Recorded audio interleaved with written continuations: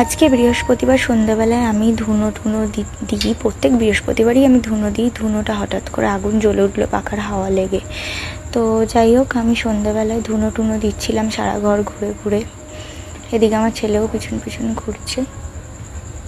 বাইরেটাতেও ধুনো দিচ্ছিলাম। চারিদিকে ধুনো দেওয়া ভালো নাকি শুনেছি, আমি প্রত্যেক বৃহস্পতিবারই দিই ধুনো। এবারে একটু রসবড়া বানাবো বলে দুধ নিয়ে নিলাম কড়াতে, আর একটু বেশি করে জল ঢেলে নিলাম কড়াতে। একটু এলাচ তেজপাতা দিয়ে নিলাম। দুধটা যত পাতলা হবে রসবড়াটার টেস্টটা বেশি হয়, ভালো হয়। এটা আমি শুনেছি, খেয়েওছি, যদিও বা আমি যতবার করেছি আমি পাতলা করেই করেছি দুধটা। বিউলির ডালটা ছেঁকে মিক্সিতে তুলে নিলাম। এবার গ্যাসটা অফ করে মিক্সিটায় পেস্ট করে নিচ্ছি। পেস্ট করা হয়ে গেছে, কড়া গরম হয়ে গেছে, তেল দিয়ে দিলাম। এবার এক এক করে, তেলটা গরম হয়ে গেছে কিনা দেখে নিচ্ছি। এবার এক এক করে বড়াটা ছাড়ছি ভাজার জন্য। বড়া ভাজা আমার হয়ে এসছে।